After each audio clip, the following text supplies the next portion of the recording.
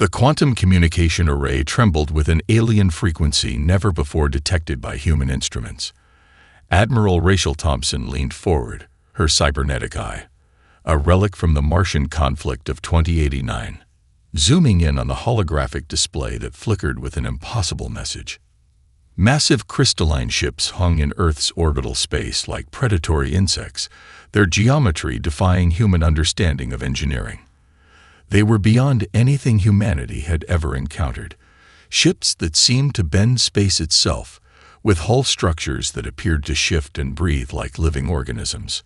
"Transmission incoming," announced Lieutenant Michael Rodriguez, his fingers dancing across the quantum encryption panels.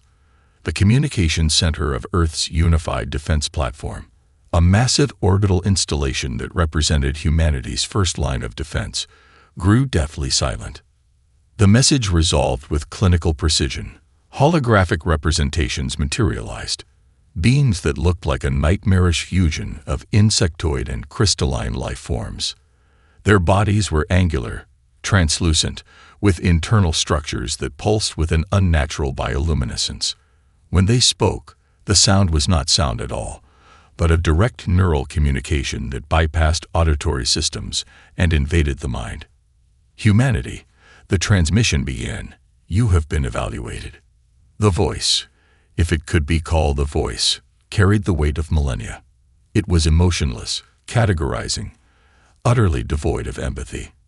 Embedded within the transmission were historical records, planet after planet, civilization after civilization that had been evaluated and subsequently subjugated by the Zornak Imperium. Admiral Thompson's cybernetic eye began rapidly processing the visual data, cross-referencing the alien transmission with humanity's most advanced sinological databases. What she saw chilled her to her core. The Zornak weren't conquerors in the traditional sense. They were systematic collectors. Entire civilizations were reduced to resource portfolios, their cultures, achievements, and individual lives converted into quantifiable metrics. The transmission continued, each word a calculated blow designed to crush human resistance before it could even form.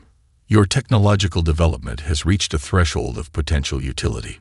You will provide the following tribute: 70% of your planetary resource extraction capabilities, 60% of your technological research infrastructure, 40,000 human workers for agricultural and industrial processing in our outer colony systems." Michael Rodriguez's hands clenched into fists. The young lieutenant, whose grandparents had survived the resource wars of the mid-21st century, understood exactly what this meant. These weren't negotiation terms. They were extinction protocols. Admiral Thompson's mind raced. The transmission wasn't just a demand. It was a demonstration of power. Embedded within the communication were holographic records of civilizations that had resisted. Entire planetary systems reduced to barren rocks, cultures erased, populations systematically processed into labor units. But something in the Zornak's calculation went fundamentally wrong. They had studied humanity's technological progression, analyzed our conflict records, examined our resource management. What they hadn't anticipated was the fundamental human quality that defied all mathematical modeling: pure, unadulterated defiance. "You have 72 of your planetary hours to prepare for initial tribute collection," the transmission concluded. "Non-compliance will result in immediate systemic removal." The communication ended. For 3 heartbeats, the entire defense platform remained absolutely silent. Then Admiral Thompson began to laugh. It wasn't a laugh of humor, but a sound of pure, concentrated human determination. A laugh that said volumes about the species' capacity for resistance.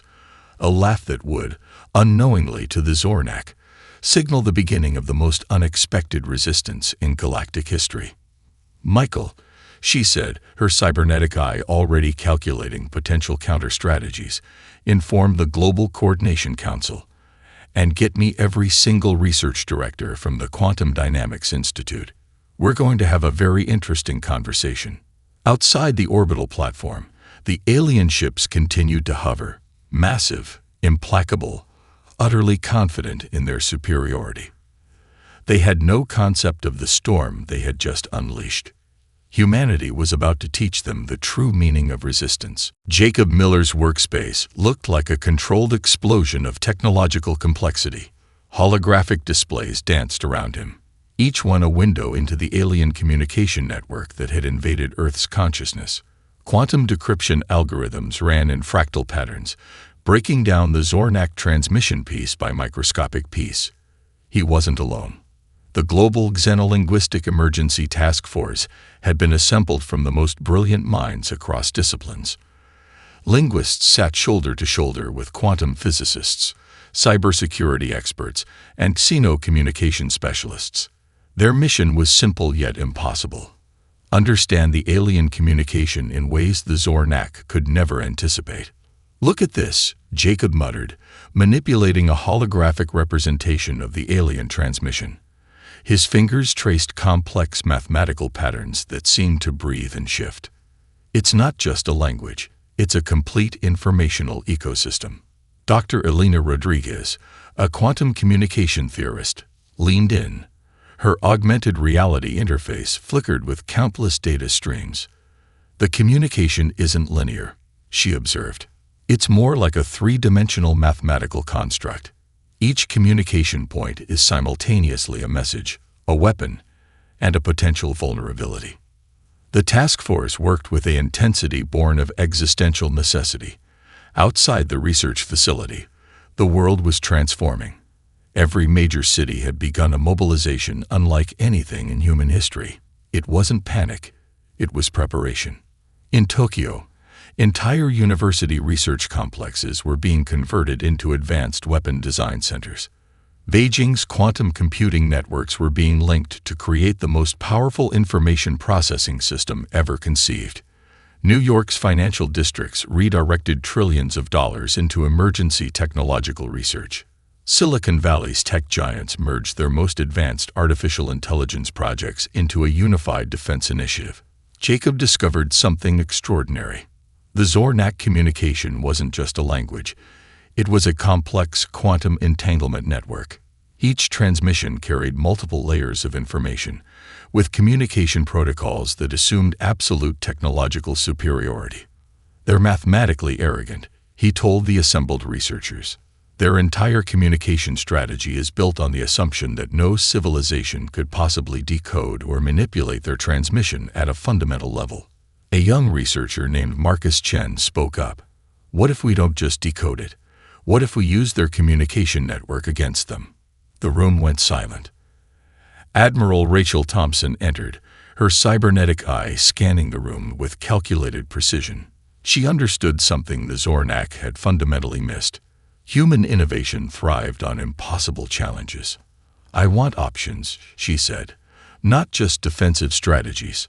I want ways to turn their own communication into a weapon." The research continued around the clock. Caffeine became a secondary fuel source, with researchers working in shifts that blurred the line between dedication and obsession. Every discovered pattern in the alien transmission was a potential crack in their seemingly impenetrable technological armor. Global military leaders convened in a secure underground facility. Unlike previous conflicts, there was no debate about response, only strategic implementation. The entire planet was transforming into a single unified organism with one purpose: survival and resistance.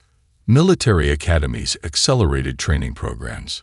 Experimental weapon designs that had been theoretical discussions now received unlimited funding. Every technological breakthrough, every marginalized research project, became a potential avenue of resistance. Jacob Miller's team made a breakthrough that would change everything. By understanding the quantum communication network's fundamental structure, they realized the Zornak had a critical vulnerability. Their communication wasn't just a method of information transfer. It was their central nervous system. "We're not just going to defend," Jacob told Admiral Thompson. "We're going to create a communication virus that will make their entire network turn against itself." The Admiral's cybernetic eye flickered with something that might have been a smile. "Explain." As Jacob began to outline the strategy, the assembled researchers realized they were doing more than preparing for a war. They were rewriting the fundamental rules of interstellar conflict. The Zornak had made a critical mistake. They had evaluated humanity's technological capabilities, but they had completely underestimated human creativity, adaptability, and the pure, unrelenting drive to survive. Humanity was about to show them the true meaning of resistance. The transformation began in the most unexpected places. Research laboratories that had been struggling for funding now became the crucibles of human survival. In a converted warehouse in Mumbai, a team of engineers worked on adaptive nanomaterial that could reconfigure itself faster than any known technological system.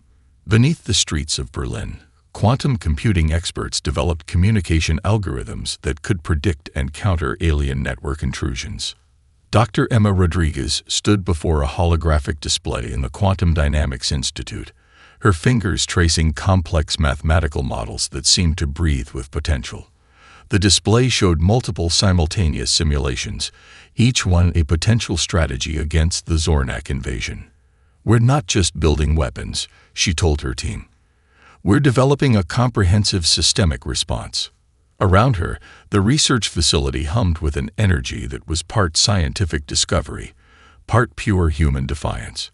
Young researchers who had once worked on theoretical projects now found themselves at the forefront of humanity's survival. A neural network specialist from Sao Paulo worked alongside a materials engineer from Vancouver. Geographic boundaries had become meaningless in the face of the alien threat. The global response was total and immediate. Every sector of human society was being repurposed. Manufacturing plants that once produced consumer goods were retooled to create advanced defensive technologies. Agricultural systems were redesigned to become more efficient, ensuring food security during the potential conflict. Universities suspended traditional curricula, redirecting entire departments toward the singular goal of technological innovation. In orbit, the first of the new defensive platforms began to take shape. These were not traditional spacecraft, but living machines that blurred the line between biological adaptation and technological innovation. Each platform was a testament to human creativity, designed to be more adaptive, more responsive than any alien technology previously encountered. Jacob Miller's communication research team had discovered something profound. The Zornak's communication network, which they had considered impenetrable, contained subtle mathematical vulnerabilities. These weren't just technical weaknesses, they were fundamental flaws in the aliens' understanding of information transfer. They communicate in what they believe is a perfect, hierarchical system, Jacob explained during a global briefing. But perfect systems are inherently brittle. We're going to introduce complexity that their rigid thinking can't comprehend. Admiral Rachel Thompson listened intently. Her cybernetic eye scanned the presentation, cross-referencing data points at speeds no human brain could match. The military strategy was evolving from traditional defensive postures to something entirely new, a comprehensive systemic attack that would target the Zornak's fundamental communication and logistical infrastructure. The most remarkable aspect of humanity's response was its global unity. Countries that had been historical rivals now worked with unprecedented cooperation. Technological breakthroughs were shared instantly across secure quantum communication networks. A breakthrough in a research lab in Seoul could be integrated into a defense strategy in Cape Town within minutes. Artificial intelligence systems were developed not as simple combat algorithms, but as dynamic strategic entities. These AIs were designed to be more than just computational tools. They were collaborative partners, capable of creative problem-solving that went beyond traditional military thinking. Dr. Marcus Chen's team at the Artificial Intelligence Research Center developed neural network models that could adapt in real time. These weren't just predictive systems, they were learning entities that could understand and counter alien communication strategies almost instantaneously. "We're creating an immune system for our entire civilization," Marcus explained during a classified briefing. "Not just a defense, but an adaptive response mechanism." The Global Forge continued its work. In underground facilities, in orbital research stations, in converted industrial complexes, humanity prepared. Every resource, every bit of human creativity was being channeled into a singular purpose: The Zornak had made a critical miscalculation. They had evaluated humanity's technological capabilities through a lens of historical data and mathematical projections. What they couldn't understand was the human capacity for innovation, for turning seemingly impossible challenges into opportunities for transformation. As the first wave of new defensive technologies began to take shape, a new understanding emerged. This wasn't just a preparation for war. This was humanity's moment of collective evolution. The global forge was heating up, and the universe was about to witness something unprecedented. The breakthrough came at 3:47 a.m. on a Tuesday that would later be marked in human history as the moment everything changed. Dr. Emma Rodriguez's quantum communication disruptor hummed with an energy that seemed to defy the fundamental laws of physics. "We're not just interrupting their signal," Emma told her exhausted team. "We're creating a language they've never encountered before." The laboratory was a controlled chaos of holographic displays, quantum processors, and experimental hardware that looked more like abstract art than scientific equipment. Months of continuous work had led to this moment, a technological symphony that would rewrite the rules of interstellar communication. Jacob Miller stood beside her, his hands moving across holographic interfaces with the precision of a concert pianist. The communication disruption technology was more than a weapon. It was a complete reimagining of information transfer, a method of communication that could simultaneously transmit, decode, and manipulate alien communication protocols. The key was in the quantum entanglement algorithms they had developed. Traditional communication relied on linear information transfer. The human team had created something entirely different, a multidimensional communication network that could adapt, learn, and transform in real time. "Look at this," Jacob said, bringing up a holographic model that looked like a living, breathing mathematical construct. "We're not just breaking their communication. We're creating a language that can infiltrate, understand, and ultimately control their entire network." Each team member represented a different discipline. Marcus Chen, the AI specialist, had developed neural network models that could predict and counter alien communication strategies almost instantaneously. Dr. Aisha Khan, a quantum physicist, had created the fundamental mathematical models that made the entire system possible. Roberto Martinez, a cybersecurity expert, ensured that the system could defend itself against potential counter-intrusions.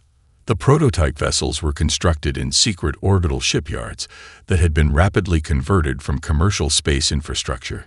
Each ship was a marvel of human engineering, designed to be more adaptive, more responsive than any alien technology previously conceived. Artificial intelligence systems were integrated not as simple combat algorithms, but as dynamic strategic entities capable of real-time adaptation. These were not just computers. They were collaborative partners, learning and evolving with each microsecond of interaction. Admiral Rachel Thompson reviewed the initial test results. Her cybernetic eye processed millions of data points, cross-referencing the technological breakthrough with every known alien communication model in human databases. "This isn't just a weapon," she told the research team. "This is a complete paradigm shift in interstellar communication." The technological symphony had multiple movements. The quantum communication disruptor was just the first instrument. Adaptive nanomaterial hulls that could reconfigure themselves faster than any known tracking system. Predictive AI systems that could analyze and counter alien strategic patterns in microseconds. Communication networks that could not just transmit information, but understand and manipulate it at a fundamental level. Dr. Emma Rodriguez ran the final simulation. The holographic display filled with complex mathematical patterns that seemed to breathe and pulse with an almost living intelligence. Entire communication networks collapsed and reformed, showing how the human technology could completely dismantle the Zornak's seemingly impenetrable communication infrastructure. "We're creating a language of resistance," Emma said quietly. The team understood the profound implications.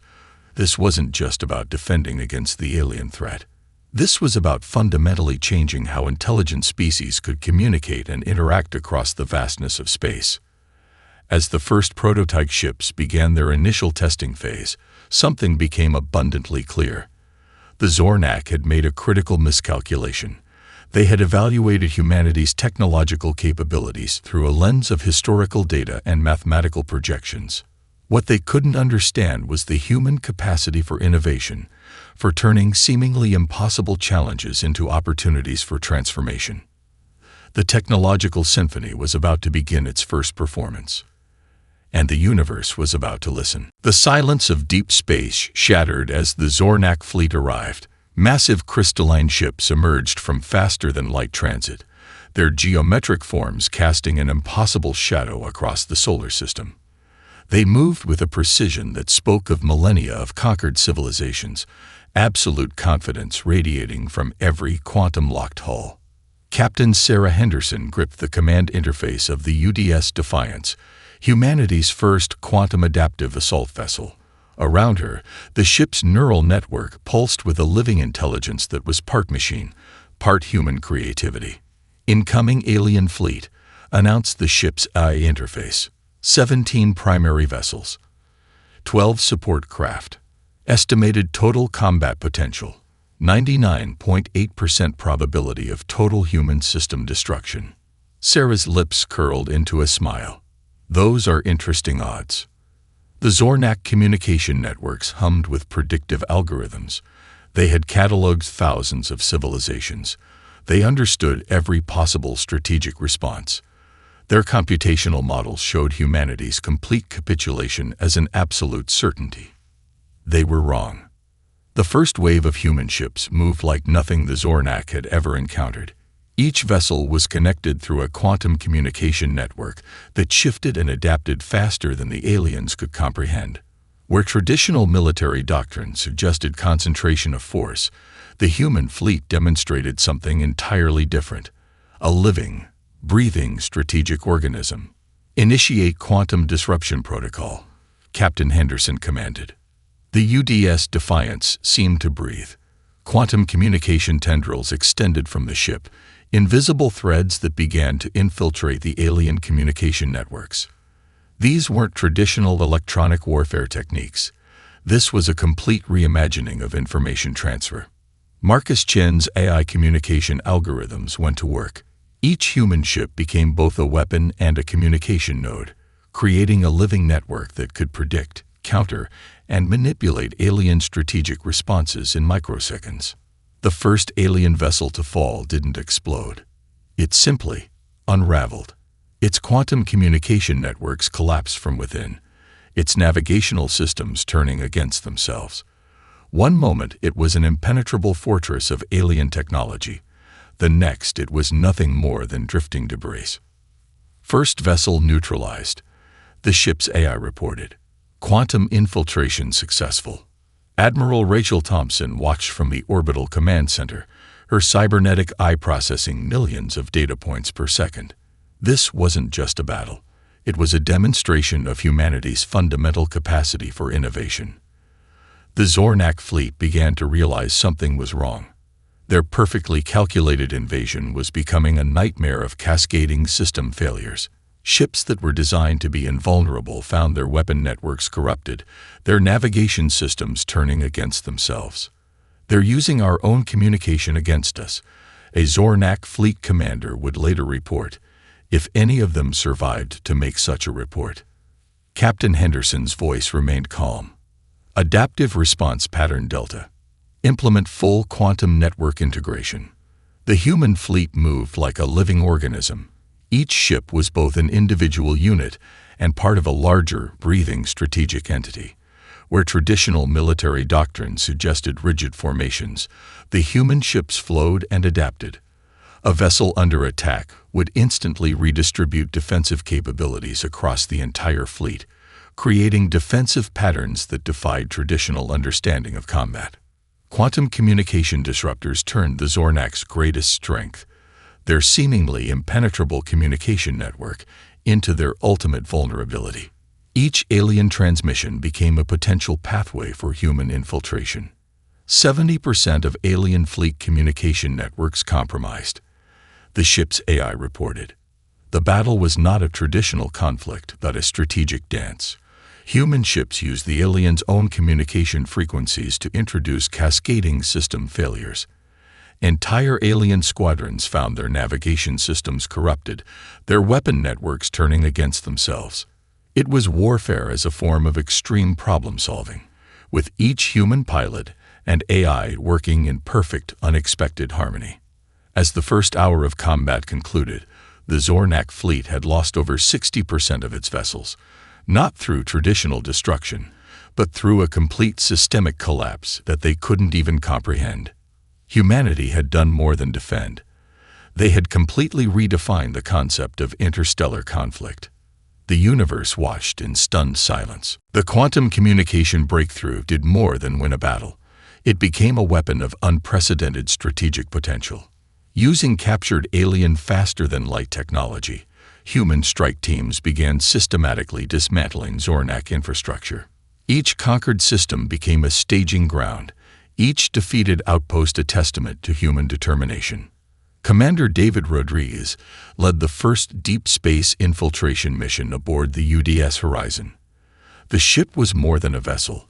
It was a living testament to human innovation. Adaptive AI systems integrated with quantum communication disruptors allowed the ship to predict and counter alien defensive strategies almost instantaneously. "We're not just destroying," David told his crew. "We're liberating." The first liberated system revealed the true extent of Zornak oppression. Entire planetary populations had been reduced to industrial labor units.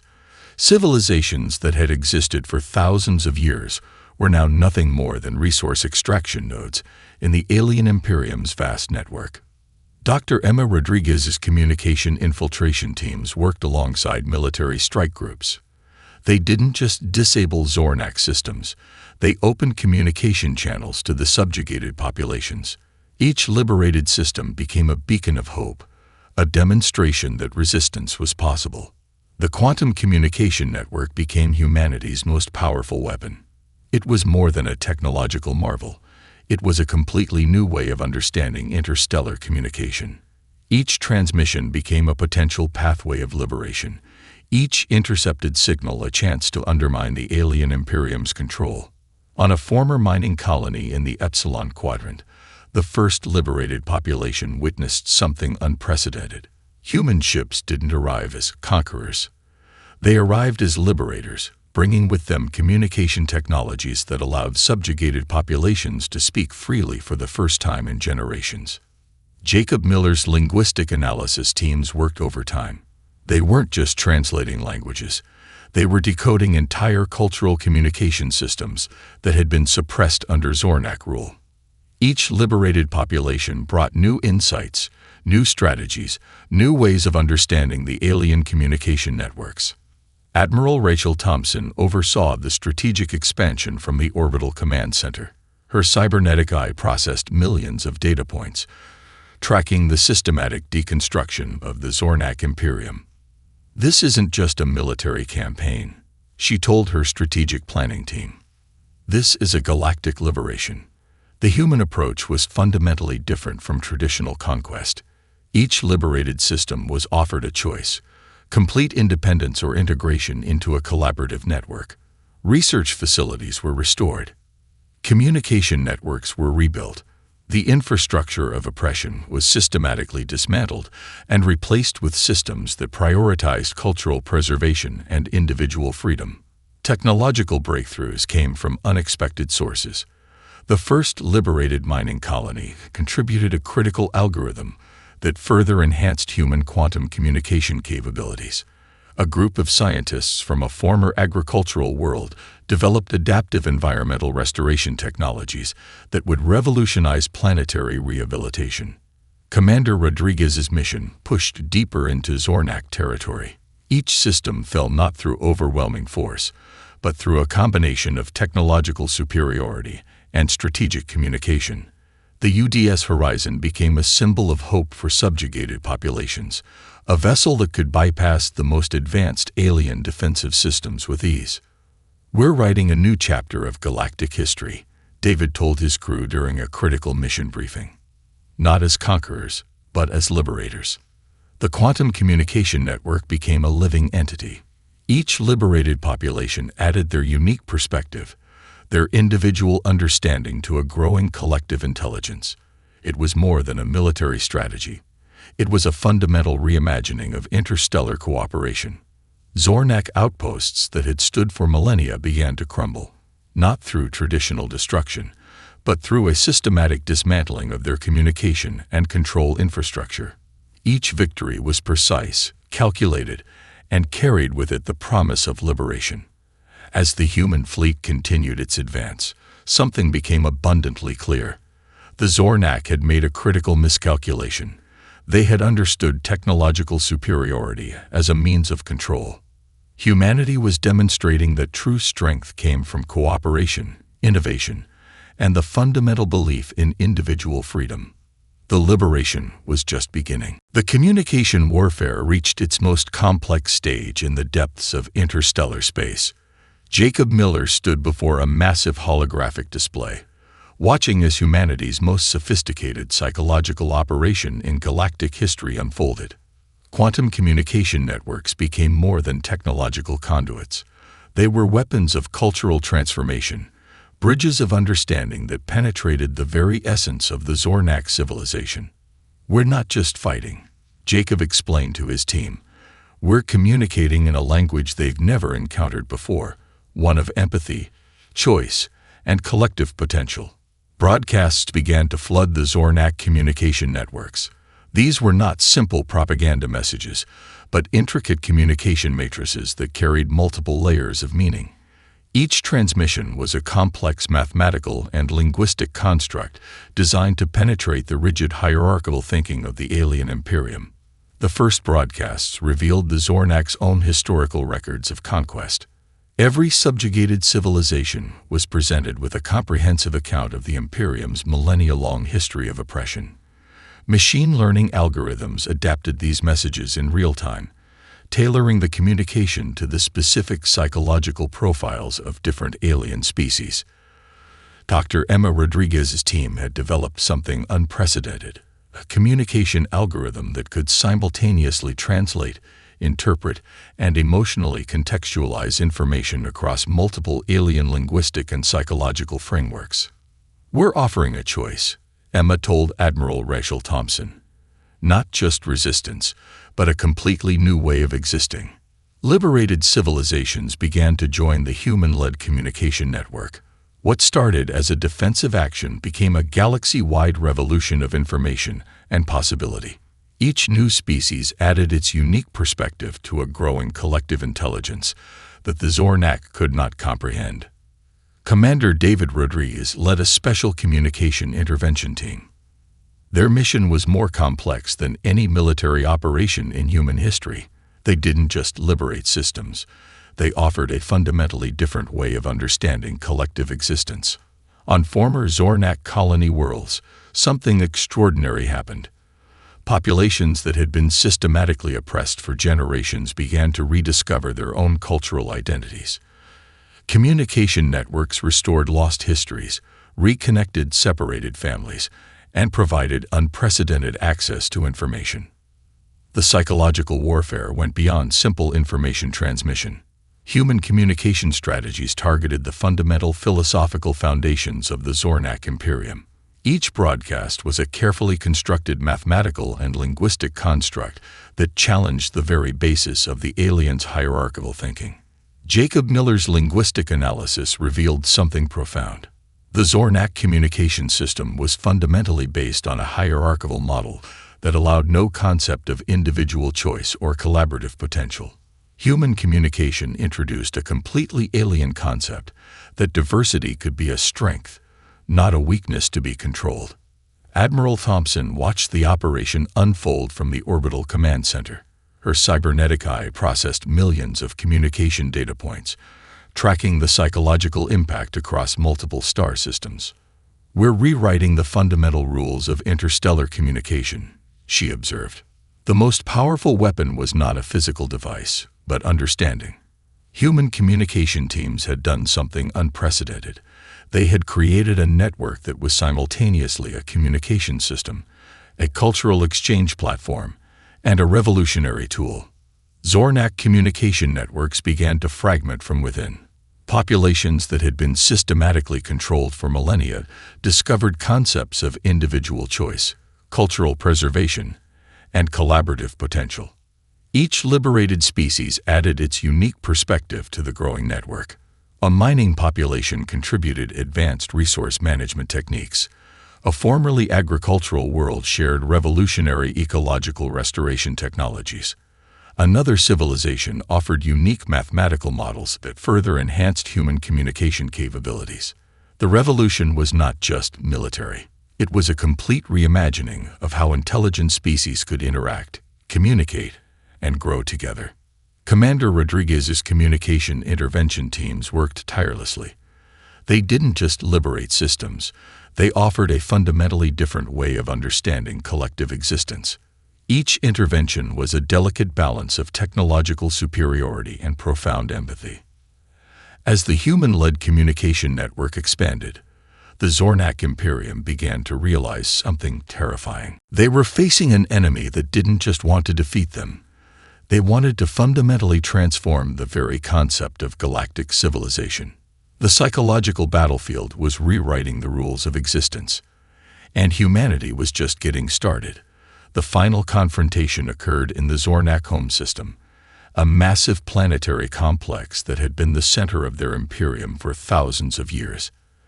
Admiral Rachel Thompson stood on the bridge of the UDS horizon, her cybernetic eye processing vast streams of strategic data.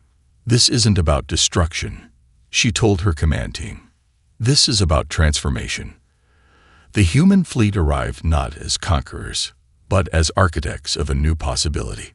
Quantum communication networks had already penetrated the deepest levels of Zornak civilization.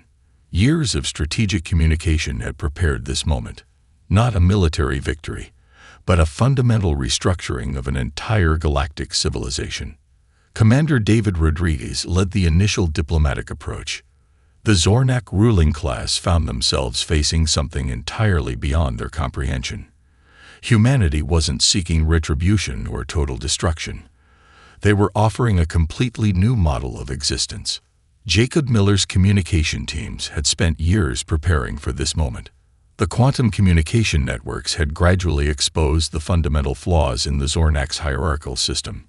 Each transmission had been a carefully constructed mathematical and linguistic construct designed to challenge their most basic assumptions about power, communication, and collective potential. The Zornak homeworld was a marvel of technological complexity. Massive crystalline cities stretched across entire continents, each structure a testament to millennia of technological progression. But beneath the surface, the civilization was fundamentally broken. A system of absolute control that had crushed individual potential for generations. Dr. Emma Rodriguez stood at the forefront of the transformation team. Her work went beyond military strategy. She was essentially redesigning an entire civilization's approach to governance, communication, and collective existence. "We're not here to replace their system," Emma explained during the initial approach. "We're here to help them discover a new way of existing." The transformation was surgical and precise. Critical infrastructure was preserved. The ruling class was systematically removed, but not destroyed. Instead, they were offered a choice: participate in the new collaborative model, or be completely isolated from the emerging galactic network. Liberated species from across the galaxy participated in the reconstruction. A former agricultural world contributed sustainable governance models. A mining civilization shared advanced resource management techniques. Each liberated population brought its unique perspective to the table. The new governance model drew from multiple sources: human democratic principles, the diverse experiences of liberated species, and a fundamental commitment to individual potential. It was more than a political system. It was a complete reimagining of how intelligent species could coexist and grow together. Admiral Thompson oversaw the strategic implementation. Her cybernetic eye tracked millions of data points, ensuring that the transformation proceeded with mathematical precision and human compassion. The Zornak discovered something profound. Their entire civilization had been built on a fundamental misunderstanding of collective potential. Humanity introduced a radical concept that diversity was not a weakness to be controlled, but a strength to be cultivated. Communication networks were rebuilt. Each liberated population added its unique perspective to a growing collective intelligence. Research facilities were restored. Cultural preservation became a priority. The infrastructure of oppression was systematically dismantled and replaced with systems that prioritized individual growth and collaborative potential. Commander Rodriguez worked closely with liberated Zornak leaders who were beginning to understand a completely new way of existing. The transformation was not about punishment, but about potential.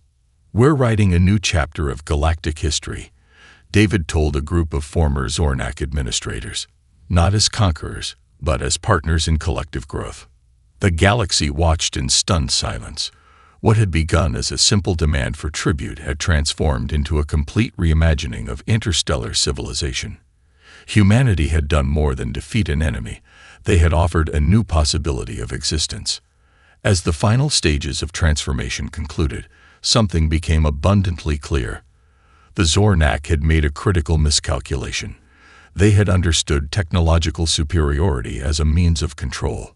Humanity was demonstrating that true strength came from cooperation, innovation, and the fundamental belief in individual potential. The tribute demanded had become humanity's ultimate gift, a chance for systemic transformation, for freedom, for a truly collaborative galactic civilization. The universe would never be the same.